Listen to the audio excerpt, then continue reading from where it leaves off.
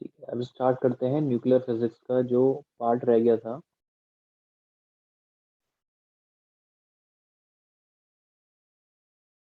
Nuclear physics में अगर बात करें, हमारा कौन सा मॉडल रह गया था? कलेक्टिव मॉडल रह गया था। हमने शेल मॉडल को डिस्कस कर लिया था, एलडीएम को डिस्कस कर लिया था। अब जो हमारा आएगा कलेक्टिव मॉडल। ठीक है, कलेक्टिव मॉडल नाम से पता चल रहा है कि एक तरीके से कलेक्शन था बाकी दोनों मॉडल्स। ठीक है, तो उस इसमें क्या था, कुछ प्रॉपर्टी एलडीएम के लिए गई थी, कुछ शेल मॉडल के लिए गई थी, और फिर एक मॉडल जनरेट किया गया था। और इस मॉडल में जो एनर्जी जो होती है वो जो रहती है एनर्जी वो रोटेशनल बेसिस पर रहती है। ठीक है, इसमें जो एनर्जी रहती है वो कौन सी रहती है? रोटेशनल एनर्जी लेवल रहती है। ठीक है, तो याद रखना रोटेशनल एनर्जी लेवल रहता है न्यूक्लियर के इस वाले मॉडल। और रोटेशनल एनर्जी किस तरीके से दी जाती है? h² / 2i j+1। ठीक है, रोटेशनल एनर्जी इस तरीके से दी जाती है। यहाँ पर आई क्या है हमारे पास? आई है हमारा moment of inertia.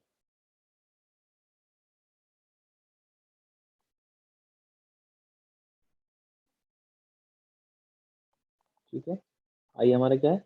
Moment of inertia. और जे जो है हमारी वो है न्यूक्लियर स्पिन।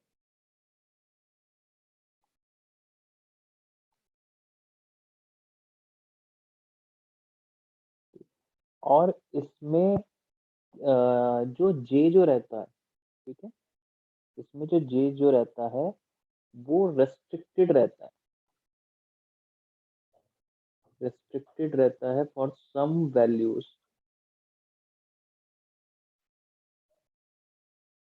ठीक है, हर कोई न्यूक्लियर स्पिन इस मॉडल के थ्रू एग्जिस्ट नहीं कर सकती।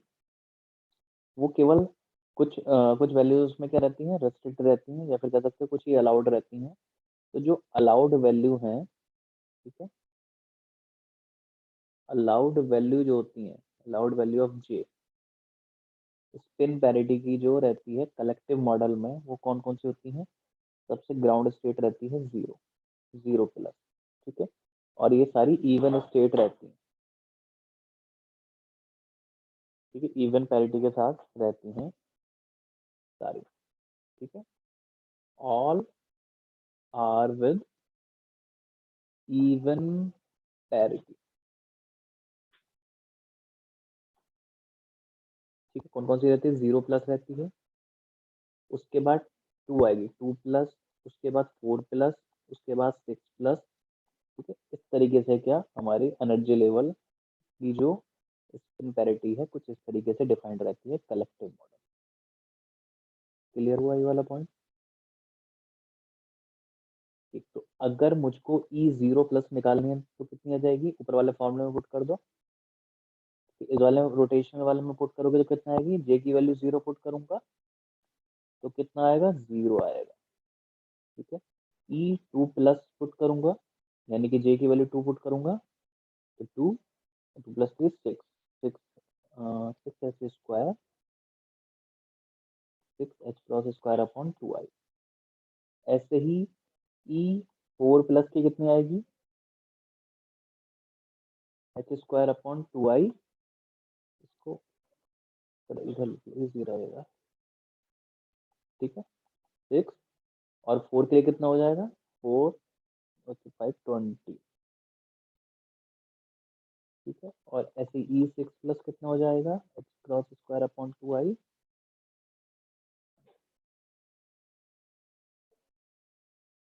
और इंटू 42। ठीक है, तो यानी कि इन एनर्जी के लेवल में कितना डिफरेंस हो गया? Six H square by two I. इन दोनों में कितना डिफरेंस हो गया? 14 h² अपॉन टू आई। इन दोनों लेवल में कितना डिफरेंस हो गया? 22 h² अपॉन टू आई। ठीक है, तो यहाँ पर अगर देखोगे तो हर एक में स्पेसिंग क्या हो रही है? इंक्रीज हो रही है। स्पेसिंग यहाँ पर कांस्टेंट नहीं होती है, इन वाले केसेस में क्या होती है? स्पेसिंग इंक्रीज होती है। ठीक है, इन दोनों के बीच में देखोगे तो कितना अंतर है, 8 का अंतर। इसमें देखोगे तो कितना अंतर है, ये 10।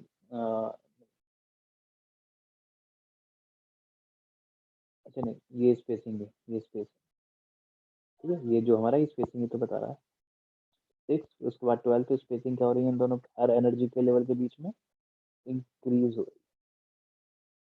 ठीक, तो इसमें याद रखना बस, एनर्जी लेवल किस तरीके से दी जाते हैं, इस तरीके से दी जाते हैं, और ये कुछ इस तरीके से 0 प्लस 2 प्लस 4 प्लस 6, ठीक है, कुछ इस तरीके से एनर्जी लेवल दी जाती है। जो ग्रुप में क्वेश्चन आया था उसका आंसर यहाँ मिल गया होगा तुमको, कि उसमें 0 प्लस दे रखा था लेवल, ऊपर वाला पूछा था कौन सा लेवल, और ऊपर वाले भी तुमको न्यूक्लियर लेवल दे रखे थे, 0 प्लस, ठीक है, 2 प्लस 4 प्लस, कुछ इस तरीके से गिवन थे, और इसमें पूछा था, तो उसमें आंसर क्या था, 0 प्लस। क्लियर हो गया वो वाला क्वेश्चन भी यहाँ से। तो यहाँ से न्यूक्लियर मॉडल से, कलेक्टिव मॉडल से, एक तो ये टर्म याद रखना है, इनकी पैरिटी किस किस तरीके से होती है, ठीक है, और तुमको याद रखना है ये, कि जो एनर्जी जो रहती है वो डायरेक्टली प्रोपोर्शनल होती है जे प्लस।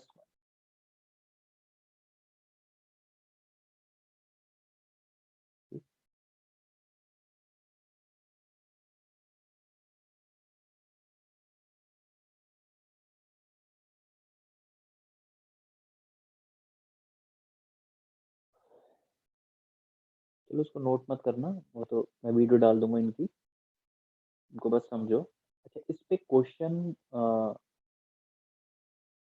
नेट में आया था, गेट में भी रिसेंटली आया था, नेट गेट में दोनों में, ये थोड़ा पुराना पड़ा हुआ है मेरे पास, 17 का आया था, रिसेंटली भी इस पे क्वेश्चन आया था अभी, एक आध साल के अंदर। नेट का तो पता नहीं इस बार पैटर्न कैसा आएगा, नेट का मैं प्रिडिक्टेड नहीं हूँ, क्योंकि एक 1.5-2 साल से पेपर नहीं हुआ है, तो किस पैटर्न पर आए। इसमें दे रखा है कि न्यूक्लियस, जहाँ न्यूक्लियस की बात करिए समझ में आ गया कि न्यूक्लियर मॉडल हमें यूज करना है यहाँ पर, ठीक है। स्पिन पैरिटी जो दे रखी है वो कितनी दे रखी है, 2 प्लस, और उसकी स्टेट कितनी दे रखी है, 19 किलो इलेक्ट्रॉन, ठीक है। रिजिड रोटेटर वो भी बता दिया, रोटेशन एनर्जी से रिलेटेड है, ठीक है। एनर्जी बतानी है 4 प्लस स्टेट कितनी होगी, तो हमको पता है जो एनर्जी होती है वो प्रोपोर्शनल होती है जे प्लस 1 के लिए, ठीक है। तो E4 प्लस और E2 प्लस का अगर रेशियो लूँ तो कितना आ जाएगा, 4 इंटू ये कितना आ जाएगा 20, और डिवाइडेड बाय 6, ठीक है, जे प्लस, ठीक है। तो इस तरीके से हमने एनर्जी लिख लिया। E4 प्लस की एनर्जी बतानी है तो 20/6, E2 प्लस की कितनी गिवन है हमको, 90, ठीक है। तो ये किलो इलेक्ट्रॉन वोल्ट में गिवन है, तो आंसर भी किलो इलेक्ट्रॉन वोल्ट में आएगा, ठीक। 15 6 15 टाइम्स कैंसिल हो जाएगा 90, ठीक है, 15 दूनी 30, तो कितना आंसर आ गया, 300 किलो इलेक्ट्रॉन। क्लियर हुआ ये पॉइंट।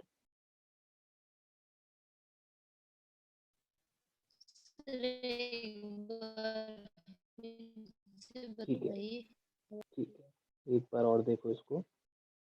हमने यहाँ पर शुरू में क्या बताया था, एनर्जी जो रहती है न्यूक्लियर में कलेक्टिव मॉडल में किसके प्रोपोर्शन होती है, जे प्लस 1 के,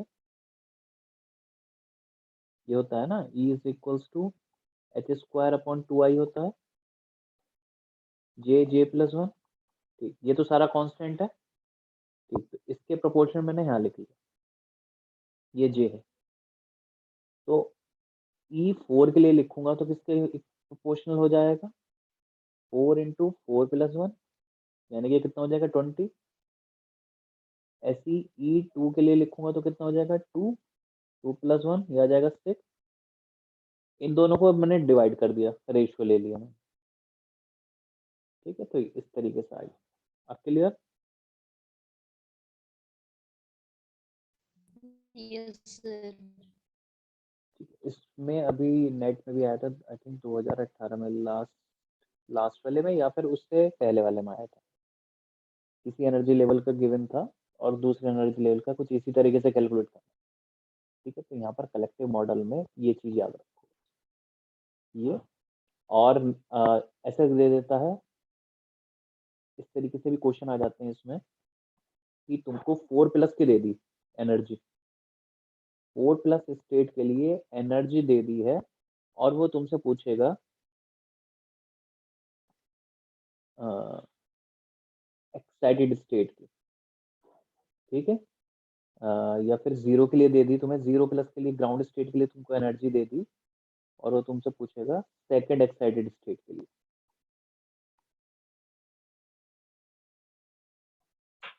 ठीक है, सेकंड एक्साइटेड स्टेट के लिए एनर्जी बताओ। ठीक है, सेकंड एक्साइटेड स्टेट, तो ये तो ग्राउंड स्टेट हो गई हमारी।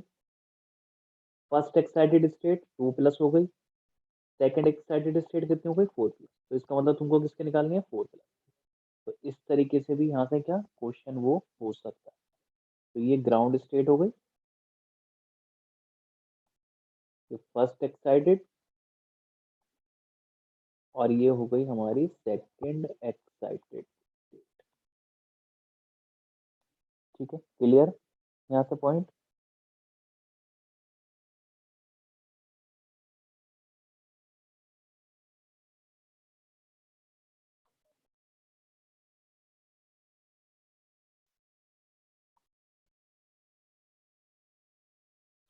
ठीक है, अच्छा इसमें एक चीज और देखो,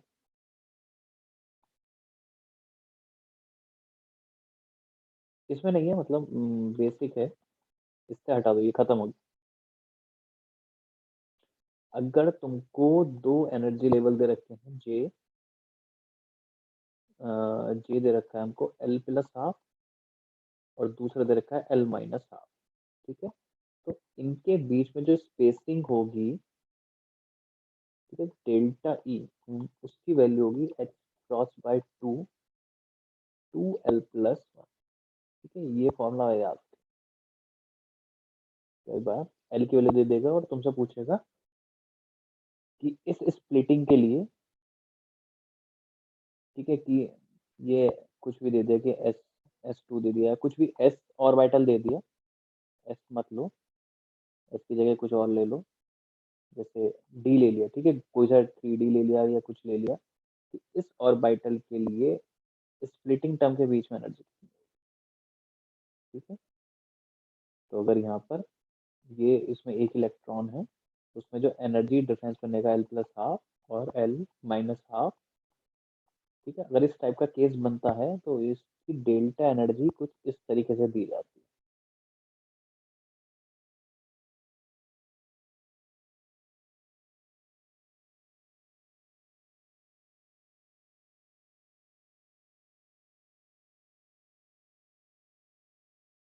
ठीक है, अब थोड़ा डीके में पढ़ लेते हैं।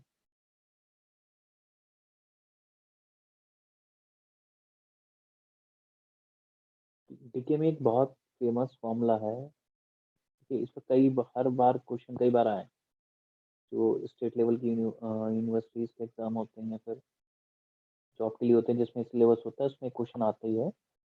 इसमें अल्फा डीके का बताता हूँ, अल्फा डीके से रिलेटेड, कि अल्फा डीके हुआ।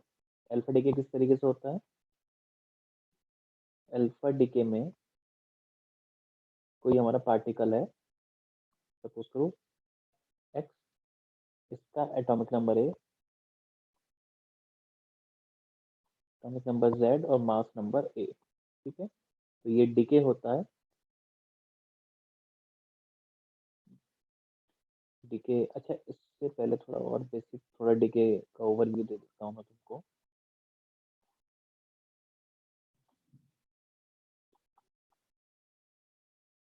न्यूक्लियर डीके, न्यूक्लियर डीके हमारे 3 टाइप के होते हैं। ठीक है, कौन कौन से, अल्फा डीके, बीटा डीके और गामा डीके। याद रखना अल्फा और बीटा कभी भी एक साथ नहीं होने के डिके, ठीक है। गामा फॉलोड हो सकता है इन दोनों के बाद।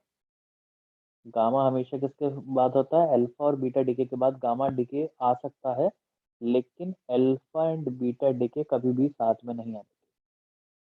क्लियर रहेगी बात ये, अल्फा और बीटा डिके कभी भी साथ में नहीं आने की। जो अल्फा डिके होता है ये किसकी वजह से होता है, जब न्यूक्लियस का लार्ज साइज होता है, ठीक है, लार्ज साइज होता है और उसके अंदर अनस्टेबिलिटी हो जाती है, कि अगर तुम बाइंडिंग एनर्जी का कर देखोगे कुछ इस टाइप का होता है, ठीक है। तो जैसे जैसे हमारा मास नंबर इंक्रीज होता है, बाइंडिंग एनर्जी कर्व नीचे की तरफ जाता है। तो ये मोर स्टेबल होने के लिए मिडिल में आता है, ठीक। और ये अपने न्यूक्लियस को क्या कर देता है, ब्रेक कर देता है by losing an alpha particle. यहाँ पर अल्फा डिके होता है, जैसे यूरेनियम का सबसे फेमस, यूरेनियम का नहीं, किसी भी एटम का एग्जांपल तुम कंसिडर कर सकते हो जिसमें अल्फा डिके हो रहा है, हीलियम न्यूक्लियस। अल्फा डिके क्या होता है, करके हीलियम न्यूक्लियस 2He4, ठीक है, इसी को क्या कहते हैं, अल्फा डिके कहते हैं। अच्छा, बीटा डिके क्यों होता है, बीटा डिके होता है इम्प्रॉपर रेशियो की वजह से, improper N to P ratio, ठीक है, न्यूक्लियर टू प्रोटॉन रेशियो अगर स्टेबल वाला नहीं होता है तो बीटा डिके होता है, ठीक है। न्यूट्रॉन ज्यादा होते हैं तो बीटा माइनस डिके हो जाता है, प्रोटॉन ज्यादा होते हैं तो बीटा प्लस डिके हो जाता है।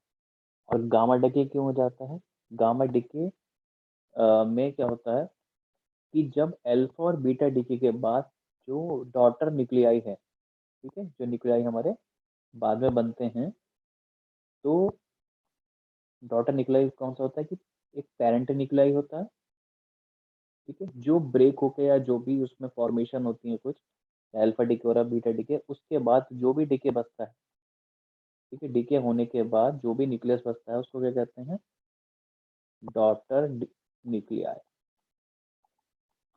ठीक है। डॉटर न्यूक्लियाई जब एक्साइटेड स्टेट में रह जाता है तो ये डॉटर न्यूक्लियाई ग्राउंड स्टेट में आ जाता है अपनी, और यहाँ पर फोटोन क्या कर देता है, एमिट कर देता है, ठीक, फोटोन एमिट कर देता है, जो किसके अंडर आता है, गामा डिके के अंडर आता है, ठीक। तो एक्साइटेड न्यूक्लियाई किसमें आ जाए, ग्राउंड स्टेट में आके जो एनर्जी रिलीज करता है वो फोटोन के में आ जाती है, वहां पर गामा डिके हो जाता है, ठीक। अच्छा, इसमें अल्फा डिके में कई बार तुमसे काइनेटिक एनर्जी पूछता है, अल्फा पार्टिकल, ठीक है। तो इसका डायरेक्ट एक रिलेशन है कि जो काइनेटिक एनर्जी होती है, सॉरी, काइनेटिक एनर्जी कई बार गिवन होती है, कई बार क्यू वैल्यू पूछ लेता है, कई बार क्यू वैल्यू गिवन होती है और काइनेटिक एनर्जी पूछ लेता है किसी भी अल्फा डिके। तो जो क्यू अल्फा होती है, ठीक है, यानी कि एनर्जी कितनी डिसोसिएट हुई है, कितनी हमारे पास एनर्जी बची है लास्ट में, क्यू वैल्यू आती है रिएक्शन की।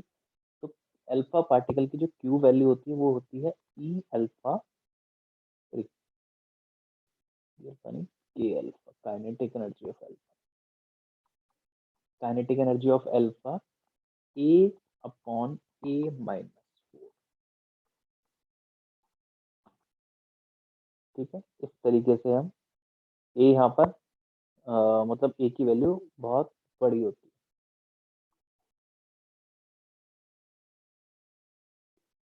सॉरी, अगर ए की वैल्यू क्या बहुत लार्ज है, ए अपॉन ए माइनस 4 क्या है, तो ए माइनस 4 से कोई फर्क नहीं पड़ने का, तो लगभग किसके इक्वल आएगी, 1 के इक्वल आएगी। तो उस केस में उसकी डिसोसिएशन एनर्जी है वो किसके इक्वल हो जाएगी, उसके काइनेटिक एनर्जी इक्वल हो जाएगी। तो ये वाला फॉर्मूला याद रखना, क्यू एनर्जी ऑफ अल्फा है वो किसके इक्वल रहती है, अल्फा पार्टिकल।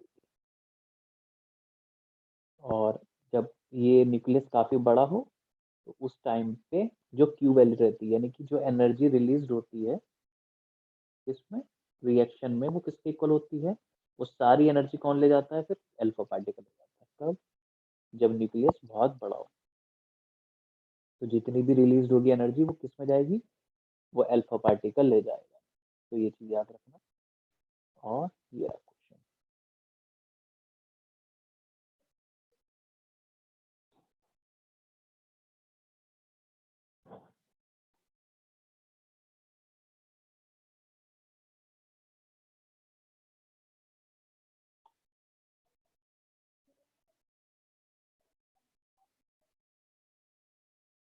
ठीक है, ये देखो,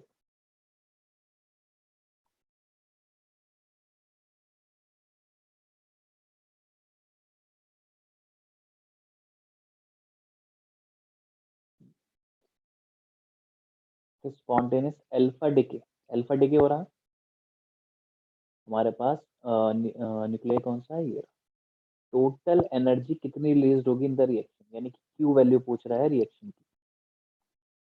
Q, the energy of the alpha particle is, अगर टोटल एनर्जी कितनी है, क्यू है, रिलीज हुई, तो एनर्जी काइनेटिक एनर्जी बतानी है अल्फा पार्टिकल। तो क्यू इज इक्वल्स टू के, काइनेटिक एनर्जी हो गई, ए कितना है 232 डिवाइडेड बाय 220। ठीक है, तो काइनेटिक एनर्जी कितनी हो गई, क्यू इंटू 228 डिवाइडेड बाय 230। ठीक है, इसको 4 से कैंसिल आउट कर दो।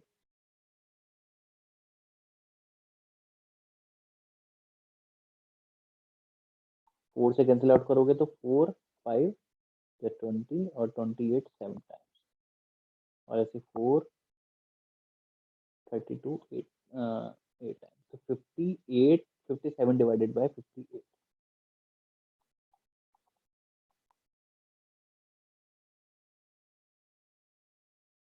ठीक है, तो कौन सा ऑप्शन आ गया हमारे पास, ए ऑप्शन आ गया।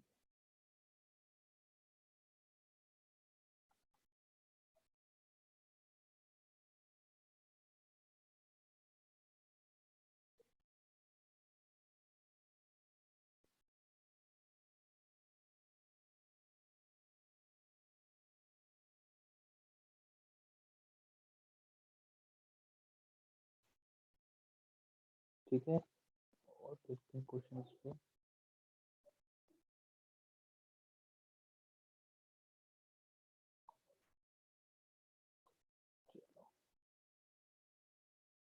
ये हमारा अल्फा डिग्री का इंपॉर्टेंट पॉइंट हो गया।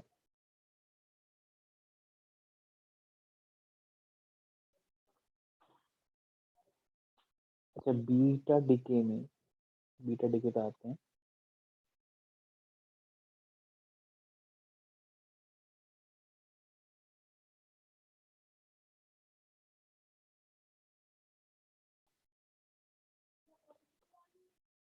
बीटा डिके में क्या होता है, क्वेश्चन तुम्हारे ट्रांसिशन को लेके आते हैं, फर्मी ट्रांसिशन, गैमो टेलर ट्रांसिशन, इनसे रिलेटेड क्या क्वेश्चन आते हैं यहाँ पर नेट में। ठीक है, तो उसके सिलेक्शन उसमें सिलेक्शन रूल से क्वेश्चन आते हैं। गेट में तो तुमको बहुत मिलेंगे ये वाले, जो बीटा डिके और गामा डिके का ये वाला जो पोर्शन बता रहा हूँ, इस पे ध्यान देना। ये बहुत इंपॉर्टेंट पार्ट है गेट के लिए, सबसे ज्यादा गेट में बहुत क्वेश्चन में आते हैं यहाँ से, गामा डिके से तो खासकर। एक दो साल से गामा डिके पर बहुत क्वेश्चन आ रहे हैं गेट पे।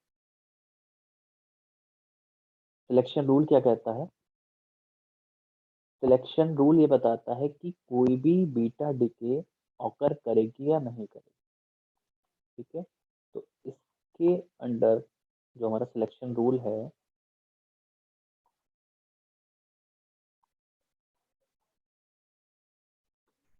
ठीक है, सिलेक्शन रूल की अगर बात करूं तो सिलेक्शन रूल हमें ये चीज बताता है कि बीटा डिके क्या है, अलाउड है या फिर फॉरबिडन।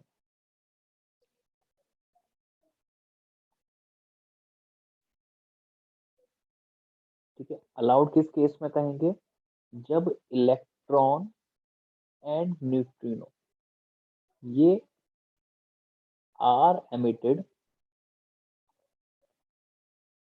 एमिटेड विदाउट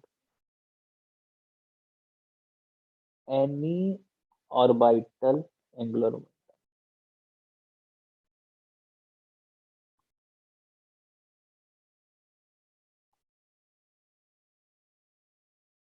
यानी कि अगर डेल्टा एल या एल जो है हमारा, डेल्टा एल की वैल्यू कितनी आ रही है, 0 आ रही है, ठीक है, तो हमारा क्या रहेगा, वो अलाउड रहे, ठीक है। ट्रांसिशन क्या रहेगा, जो भी हमारा सिलेक्शन रूल, ये ट्रांसिशंस की बात करें, ठीक है। और फॉरबिडन किस केस में रहेगा, if l is not equals to 0 होगा, अगर एल इज इक्वल्स टू 0 है तो हमारा अलाउड रहेगा, if l is not equals to 0 होगा तो फॉरबिडन होगा, ठीक है।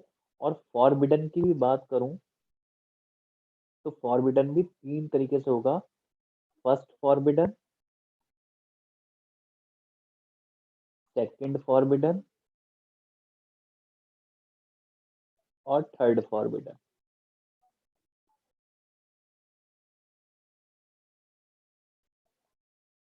ठीक है। इस तरीके से हम क्या करते हैं। अच्छा, अब अलाउड वाले केस पढ़ते हैं, जब एल की वैल्यू 0,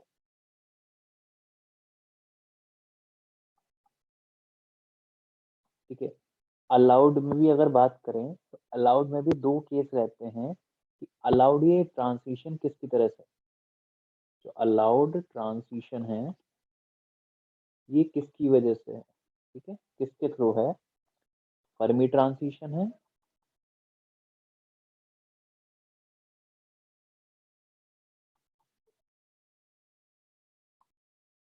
ठीक है, या फिर गैमा टेलर ट्रांसिशन,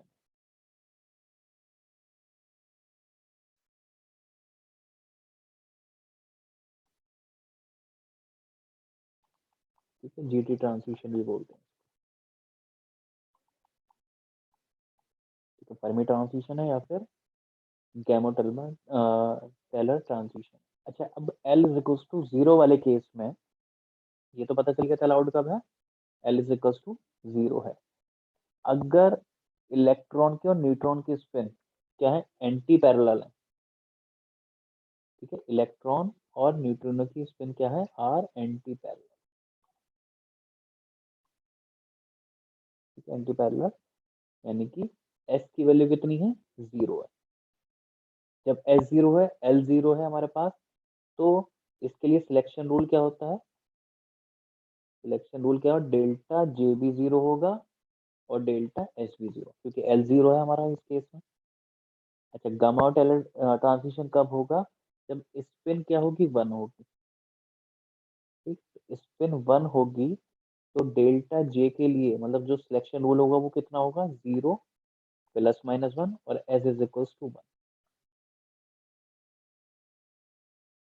ठीक। तो ये हमारे क्या हो गया, सिलेक्शन रूल हो गया गामा और टेलर ट्रांसिशन।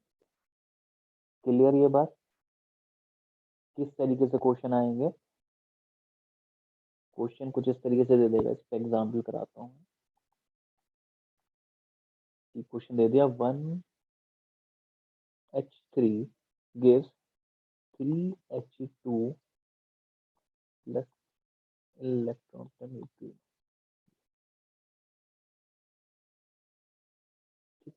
तो तुमको इस रिएक्शन में पूछेगा कि किस तरीके से अलाउड है कि नॉट अलाउड है, ठीक, या फिर मतलब अलाउड है तो किसके थ्रू अलाउड है, फर्मी के थ्रू अलाउड है, फिर गामा टेलर टेलर के थ्रू अलाउड है। तो अगर इसमें पहले हम न्यूट्रिशन सॉरी वो रखेंगे, इसमें न्यूक्लियर जो कॉन्फ़िगरेशन वो लिखेंगे, तो इसके लिए न्यूक्लियर कॉन्फ़िगरेशन कितनी आएगी, 1, इसमें क्या है, प्रोटॉन है, 2 न्यूट्रॉन हो गए, तो 1 प्रोटॉन के लिए लिखेंगे तो कितना हो जाएगा, हाफ एस में ही तो आएगी, S1/2 में ही आएगा एक इलेक्ट्रॉन, इसके लिए पैरिटी कितनी होगी, प्लस माइनस 1 की पावर, वो लिख दो पैरिटी बनाने के लिए, ऐसी इसको लिख सकते हो, ठीक है, इलेक्ट्रॉन न्यूट्रिनो ऐसे लिख दो। अब यहाँ पर चेक करना है हमको, यहाँ पर एल की वैल्यू, ठीक है, और यहाँ पर एल की वैल्यू क्या थी, सेम थी, यहाँ पर भी एस में था और इसके लिए भी एस में था, तो इस केस के लिए एल कितना है हमारे लिए, एल की वैल्यू कितनी हो गई, 0 हो गई, 0। ठीक है। अच्छा एस के लिए कितनी हो गई हमारे लिए, एल 0 है यहाँ पर एक एक इलेक्ट्रॉन है, तो यहाँ पर एस कितना हो गया, अच्छा ये इलेक्ट्रॉन और एंटी न्यूट्रिनो हो गया, अपोजिट हो गया, ठीक है। स्पिन बताया था एंटी पार्टिकल की स्पिन उल्टी रहती, तो यहाँ पर डेल्टा एस भी 0 रह गया मेरे पास, ठीक। अच्छा डेल्टा एस हमारे पास, नहीं डेल्टा एस ऐसे नहीं निकाल सकते, ठीक है। डेल्टा एस हमको अभी नहीं पता, केवल इतना ही पता है डेल्टा एल की वैल्यू 0। तो हम ये कहेंगे कि ये हमारी जो ट्रांजिशन है, ठीक है, ट्रांजिशन अलाउड, क्योंकि यहाँ पर हमें कोई स्पिन नहीं दे रखी, तो एस इज इक्वल्स टू 0 भी हो सकता है और एस इज इक्वल्स टू 1 भी हो सकता है, ठीक है, कोई से भी हो सकता है। तो हम यहाँ पर कहेंगे transition allowed by Fermi and G T both, ठीक है, दोनों से क्या हो सकती है, अलाउड हो सकती है, क्योंकि यहाँ पर एस गिवन नहीं है हमको इन दोनों केस पे। क्लियर हो गया ये वाली बात।